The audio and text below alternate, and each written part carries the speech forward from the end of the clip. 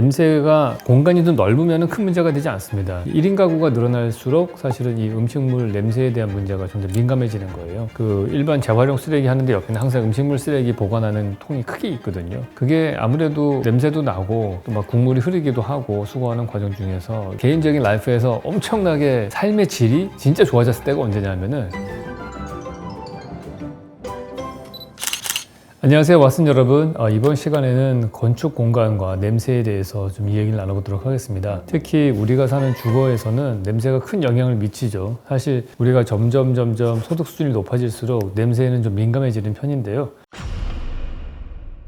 우리 음식물 쓰레기라고 하는 것이 어떻게 보면은 주거 환경에서 큰 냄새를 일으키는 겁니다. 음식할 때도 그런 냄새가 나지만은 음식을 다 먹은 다음에 남는 그 음식물 쓰레기들도 크게 냄새를 유발시키죠. 그래서 과거에는 우리가 냄새 나는 이 음식물 쓰레기를 어떻게 처리했냐면은 그냥 하수도에다 그냥 버리는 경우들이 대부분이었습니다. 아니면 쓰레기에다가 같이 버리기도 했어요. 70년대 만들어진 아파트 단지라고 할 수 있는 현대 아파트 같은 경우에도 그 슈트가 있었거든요. 부엌 옆에 문을 열면은 그냥 음식물을 거기다 버리게 돼 있었어요. 다른 쓰레기들과 함께. 그리고 밑에 이 쓰레기들이 엄청 쌓이면은 이제 쓰레기차들이 와서 그걸 수거해가는 정도 수준까지는 갔었습니다. 근데 그때 또 문제가 됐던 거가 쥐들이 엄청 들끓는 거예요. 바퀴벌레도 많이 생겨나고. 위생적으로 봤을 때 음식물 쓰레기가 그냥 버려지는 거는 그건 말이 안 된다. 그래서 언제부턴가 우리가 이제 쓰레기 종량제 봉투를 만들면서 음식물 쓰레기도 이제 봉투에 넣어서 버리는 걸로 되어 있었죠. 특히 한국 음식 같은 경우에는 이제 국물이 많이 나오잖아요. 그러니까 이런 수분이 많기 때문에 그 음식물이 더 냄새도 많이 고약하고 여름철 같은 경우에는 많은 악취를 유발했는데 이제 그 음식물 쓰레기 하는 거는 참 고역이죠. 저도 일상을 생활하면서 제일 힘들었던 것 중에 하나가 이런 음식물 쓰레기 봉투에다 넣은 다음에 엘리베이터 탈 때 다른 층에서 우리 주민들이 탈 때 그럴 때 참 민망한 상황들이 연출되잖아요. 그걸 매번 버리러 가는 것도 귀찮고 여러 가지 문제가 있었는데 그런 거를 문제를 해결하는 여러 가지 기계들이 나왔습니다. 음식을 하면은 당연히 냄새가 나는 건 어쩔 수 없죠. 근데 이게 냄새가 공간이 좀 넓으면 큰 문제가 되지 않습니다. 이쪽에서 음식을 하고 거실에서 생활하고 심실에 가서 생활하면 되는데 1인 가구가 늘어날수록 사실은 이 음식물 냄새에 대한 문제가 좀 더 민감해지는 거예요. 왜냐면 한 5평에서 한 8평 정도 되는 조그마한 방 안에 부엌과 거실과 침실이 다 한 원룸으로 되어 있다 보니까 내가 조금 라면만 끓여도 온 집에 냄새가 나게 되는 일이 생기니까 내 행동에 의해서도 그 냄새가 확 바뀌게 되는 일들이 많아지잖아요. 그래서 4인 가족이 많았다가 지금은 우리는 1인 가구가 훨씬 많은 시대로 가고 있습니다. 그래서 거의 전 국민 가구 수의 1인 가구, 2인 가구가 60%를 넘었거든요. 그러니까 대부분의 사람들이 다 이런 생활을 하고 있다고 볼 수 있어요. 그래서 이런 냄새 나는 걸 해결하기 위해서 건축에서 쓰는 방법은 일단 음식을 할 때 나는 냄새는 후드를 통해서 바깥으로 배기를 시키는 방법을 쓰기도 하고 좀 공간이 넓으면은 파티션 벽을 나눠가지고 냄새 나는 공간과 그렇지 않은 공간을 나누기도 하죠. 저 같은 경우에도 냄새에 되게 민감하기 때문에 제가 디자인하는 많은 주택에는 꼭 넣는 것 중에 하나가 이제 보조 주방이라고 해서 찌개나 국 같은 거를 끓이거나 고기를 굽는 그런 부엌은 따로 만들어 놓습니다. 근데 물론 그렇게 하면은 좋긴 한데 그러려면은 이제 큰 평면이 확보가 돼야지만이 그게 가능하니까 대부분의 중산층에서는 사실은 그것도 좀 하기가 어려운 상황이긴 하죠. 그런 거를 해결하는 방법은 기계적 장치들을 많이 써가지고 하는 방법이 있긴 한데 그 역시 또 이게 집이 점점 작아지면은 여의치 않은 그런 상황이 됩니다.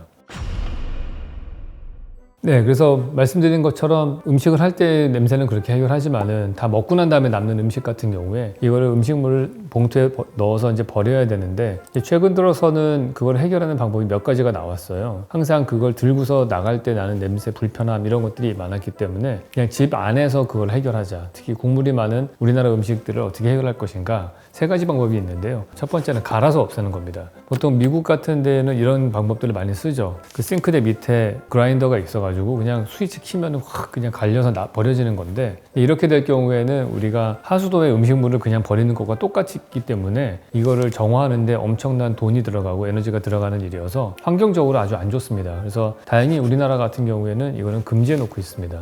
두 번째 방법은 이제 전기로 말려서 없애는 방법이 하나 있어요. 은근하게 불을 떼가지고 계속해서 말리고 돌려가지고 이 음식물의 부피를 확 줄이는 거죠. 우리가 먹는 음식물의 대부분이 사실은 부피가 큰 이유가 수분이 많아서니까 그 수분을 다 빼면은 엄청나게 사이즈가 줄어드는 효과가 있는데 그게 있고요. 마지막으로 3번째 방법이 미생물을 이용해서 아예 분해해 버리는 겁니다. 이게 가장 친환경적인 방법이라고 할 수 있겠죠. 에너지를 크게 소비하지도 않고 그 자체가 미생물이 음식물을 자기의 식량으로 써가지고 분해해서 그냥 없애버리는 그런 효과가 있고 그런 다음에 나오는 그 부산물은 우리가 이제 비료를 쓰거나 다른 용도로 쓸 수 있기 때문에 가장 친환경적이라고 평가를 받는 방법이 있습니다. 그래서 지금 보시는 이것이 그 말씀드렸던 미생물을 이용해서 그 음식물 쓰레기를 분쇄해서 없애버리는 그런 겁니다. 제목이 되게 재미납니다. 파이널 키친이에요. 그러니까 마지막 부엌이라는 건데, 사실 부엌이라고 하는 거가 음식 재료를 사갖고 와서 요리해가지고 우리가 먹고 쓰레기가 남은 다음에 최종적으로는 사실 음식물까지 없애는 거가 그 모든 프로세스의 끝인데, 그 과정이 끝이라는 것 같아요. 그래서 파이널 키친이라고 되어 있는데 마지막 종착역이다 이렇게 볼 수 있겠죠. 근데 이 파이널 키친은 자이 S&D에서 만들었는데요. 그냥 박스로 심플하게 되어 있습니다. 그래서 센서를 딱 손을 대면 이렇게 열리는데, 맨 처음에 사용할 때는 이 여기 보시는 이 미생물이라고 하는 이 봉투를 여기 열어가지고 이 안에 부어 넣는 거예요.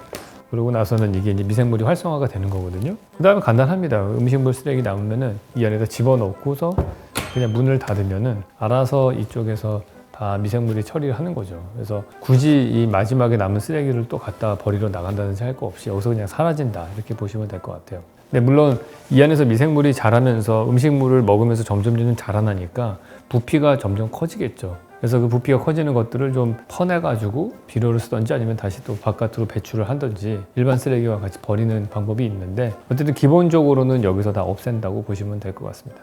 근데 보통 우리가 음식물 쓰레기를 분리수거해서 가져가면은 그걸 돼지 사료를 써가지고 먹기 때문에 상당히 친환경적이라고 우리는 알고 있습니다. 물론 맞는 말이고요. 그렇게 해서 계속 재활용을 하는 것도 좋은 방법인 것 같습니다. 단 그 음식물을 처리하는 과정에서 엔트로피도 늘어나고 트럭이 움직이고 하면서 기계가 작동하면서 탄소 배출이 증가하는 그런 문제가 있습니다. 그래서 그냥 자체에서 우리가 집 안에서 남는 음식물 쓰레기를 미생물에 의해서 수거하고 처리하고 그 다음에 남는 것들은 퇴비로 사용하는 그런 것들도 좋은 방법이라고 생각을 합니다.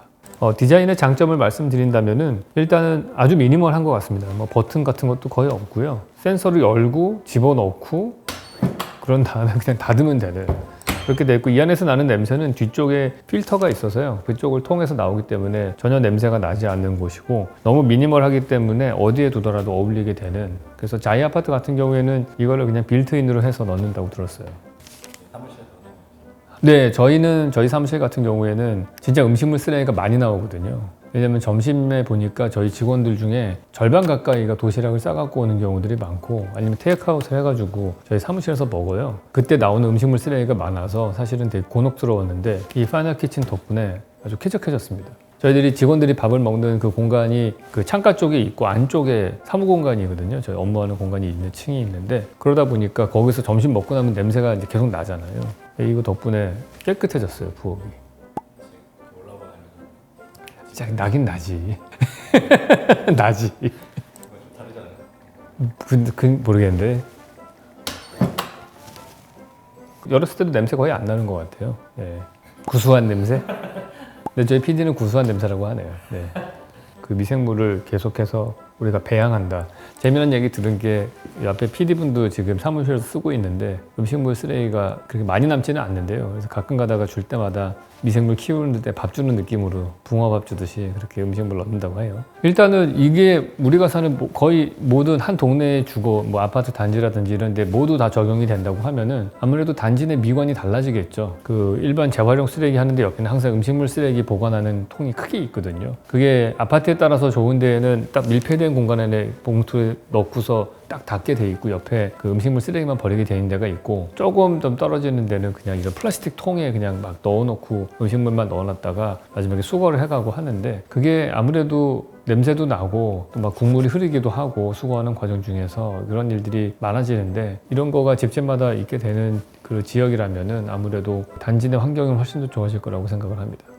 근데 저는 사실 여기서 제일 좋은 것 중에 하나가 뭐냐면은 이거예요. 이 센서. 제 개인적인 라이프에서 엄청나게 뭐랄까요, 삶의 질이 진짜 좋아졌을 때가 언제냐면은 화장실에 있는 조그만한 쓰레기 휴지통 있잖아요. 저는 노즈 스위퍼 이런 거 쓰거든요. 그럼 매일매일 쓰레기가 조그만한 게 나오는데, 그거 넣을 때마다 쓰레기통 만져야 되고 또 뚜껑 열 때마다 물이 묻고 그러거든요. 음식물 쓰레기도 마찬가지예요. 음식물 쓰레기 기본에 딴 것들을 내가 들고 가가지고 꼭 버튼을 누르고 돌리고 눌러야지만 이게 뚜껑이 열리는 경우가 많거든요. 완전 밀폐가 돼야 되기 때문에. 그럼 그 과정 중에서 내가 이 손에 묻은 물기 이런 게 다 거기 계속 묻어요. 그래서 그게 계속 지저분해지는 게 되게 찝찝한데, 자동 센서로 문이 열리는 경우에는 그게 없어지거든요. 그래서 화장실에 쓰는 조그만한 그 휴지통도 제가 손 대기 전에 이렇게 딱 열리고 닫히고 하는 거 썼더니 엄청 쾌적해졌고, 이건 더 그럴 것 같아요. 만약에 이 이런 센서로 문이 열리는 게 없었으면은 내가 이거 열 때 어디 버튼을 건드려야 되고, 그럼 음식물 쓰레기 그 국물이 있는 거를 만진 손으로 얘를 눌러야 되잖아요. 그렇게 되면 아무래도 이게 계속 더러워지는 현상이 생길 테니까 그거를 해결하는데 진짜 저는 별로 어렵지 않지만은 정말 꼭 필요한 기능을 넣었다, 저는 그렇게 생각을 합니다. 근데 저희가 공간을 인식하는 데는 우리가 오감으로 느끼잖아요. 사실 몸이 있고 그 안에 뇌가 있는데 그 뇌 안에서 사실 오감을 통해서 받는 정보를 수집해서 우리는 바깥의 세상을 구축하는 거거든요. 내 바깥의 세상이 어떤지는 항상 그래서 이 뇌에서 연산을 해서 만드는데, 그때 사용하는 정보들은 우리의 오감을 통해서 들어오는 인포메이션들이 쓰여지게 되죠. 거기에는 시각 정보도 있고 청각 정보도 있고 후각 정보도 있습니다. 그 촉각도 있죠.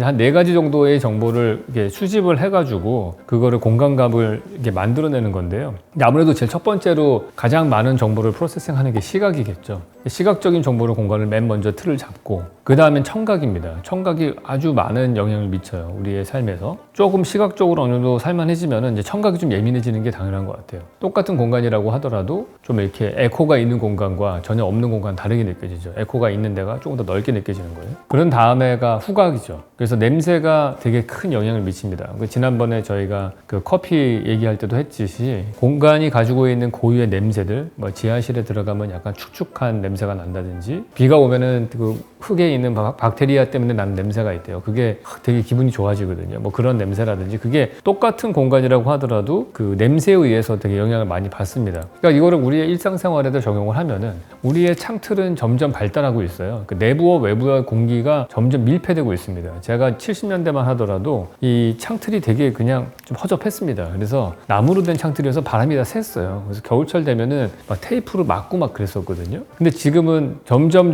그 밀폐성이 좋아져서 외기가 거의 안 들어옵니다. 그 외풍이 없는 창틀이에요. 그 얘기는 안과 밖의 공기의 순환이 안 된다는 얘기인 거예요. 그럼 안쪽에 무슨 냄새가 나는 게 있으면 그게 바깥으로 배출이 안 된다는 얘기이기도 하죠. 그래서 그런 문제들 때문에 이 안에서 우리는 점점 냄새에 민감해지는데 공기의 순환은 점점 안 되고 그런 문제들이 생기는 겁니다. 그러니까 음식물 쓰레기 같은 것들이 처리가 안 되면은 그 공간 안에 계속 정체되면서 우리한테 공간에 영향을 미치는 거예요. 그래서 우리가 공간을 여러 단계로 나눌 수 있지만은 이런 파이널 키친 같은 음식물 처리기들은 사실 공간에서 냄새를 초기화하는 거다, 이렇게 볼 수 있을 것 같아요. 그래서 내가 그 냄새로 인해서 공간에 영향을 받지 않게 하는 그러한 장치 중에 하나다 생각을 할 수 있을 것 같습니다.